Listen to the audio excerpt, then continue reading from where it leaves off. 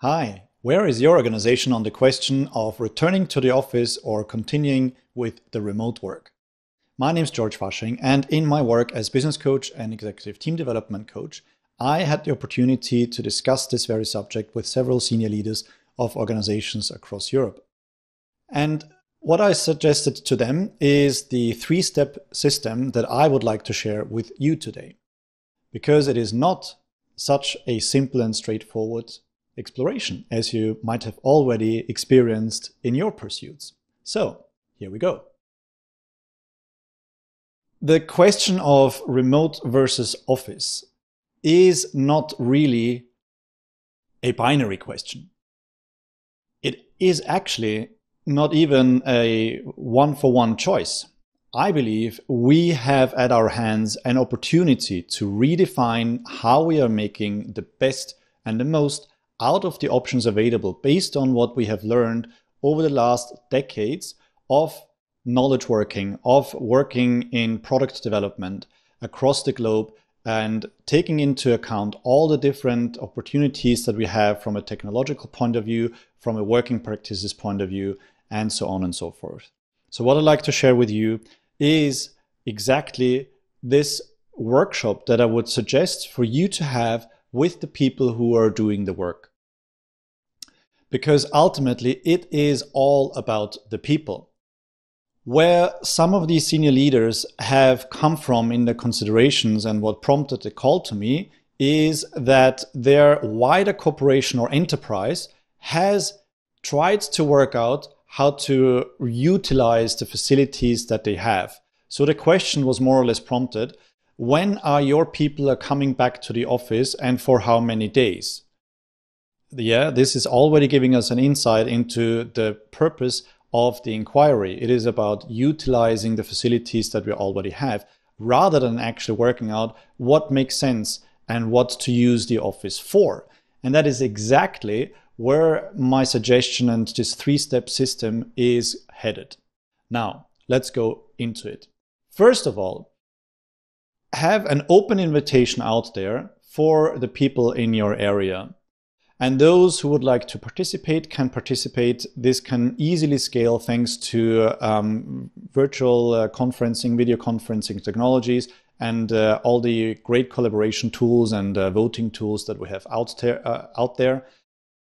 And invite the people to a session. In this session, the people in your particular area can contribute the list of key activities that they are undertaking over the course of a given time period, say a week or 2 weeks, up to a month. Probably gets a little difficult to imagine over the course of a month, but you should get the key activities out there. And it can range from any type of activities that people are doing on their own, that are best done on their own, all the way across to activities that are best done collaboratively within one team or across multiple teams. Once this particular list of the key activities is available and refined and made coherent and succinct, then the group is ready to go to stage 2 of this three-step system. In stage 2, we are going to map the options that are available to you. And this should be somewhat simpler than listing the key activities. So for example, it could simply be that some of these activities are truly individual, in which case it doesn't really matter where they happen, but it might be useful for some of them to happen in the home offices of the people. And in other cases, it might make sense for these activities to happen together, and you need larger spaces available where the people can congregate, especially if this is happening in the foreseeable future while distancing is still a requirement.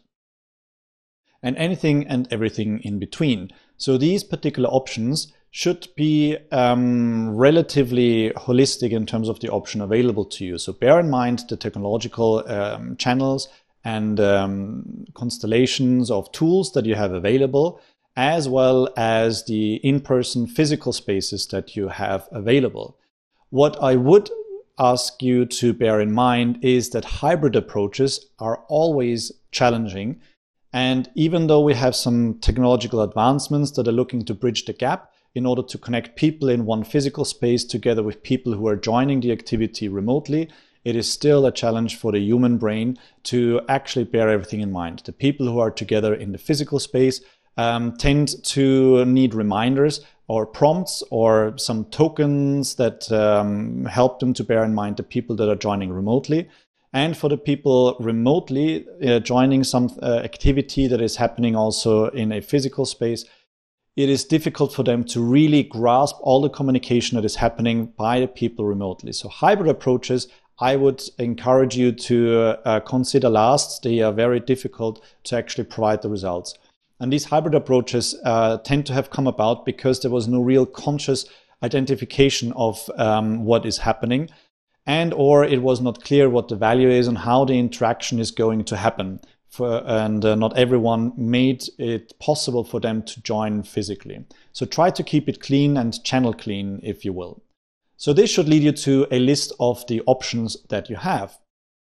And with this list of options, now you can map those key activities onto those options and work out which of the key activities map onto which type of channel constellation. And that gives you then an overview of which activities are happening how. So it's not as binary as saying everyone's going back to the office and conducts their work regardless of what they're doing, but everyone is in the office. It is more which activities are worth coming together for, because those are the activities that are best done in person. And then it comes to the third step.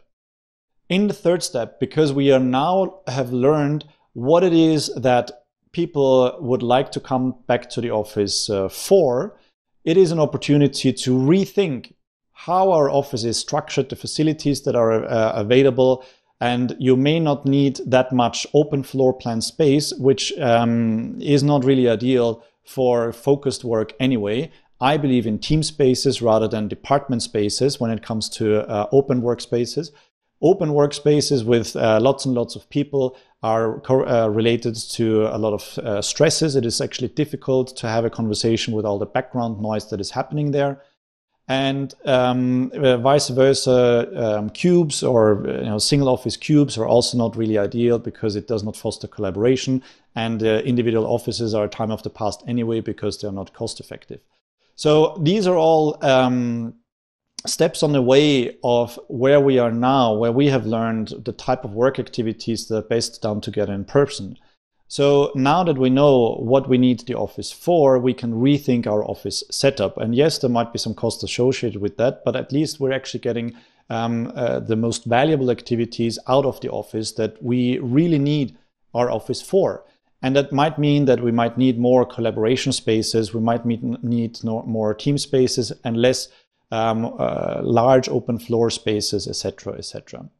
So this is the three-step system. Now, with any approach like that, I would always encourage you to consider this based on a test and learn spirit.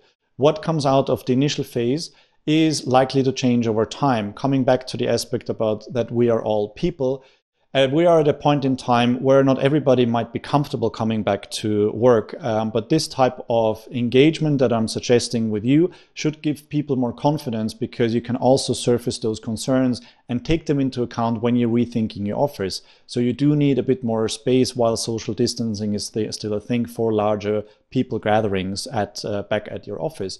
And other people might be quite keen to go back to the office because they have been secluded and isolated at home, and they don't have enough social interaction and really want to go back to the office to meet people, and everything in between of those two different options.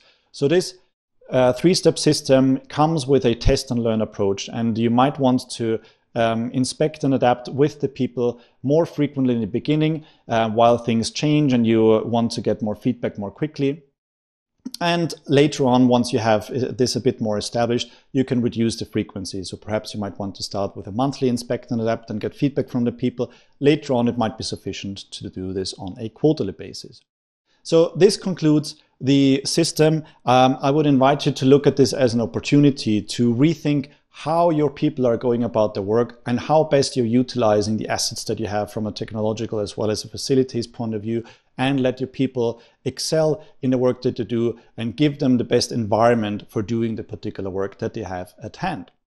And that concludes my lightning talk. I am delighted that we have had this opportunity for me to share my thoughts with you on this particular subject. I would like to thank Experience Agile and Agile Human Factors for considering my talk and featuring it. And it was a great pleasure to offer my thoughts here. If you have any further queries on these types of things, I am all about improving the conditions for teamwork at organizations. So feel free to have a look at my website here. You can take a camera scan of the URL here if it's a bit challenging to type thanks to my exotic name.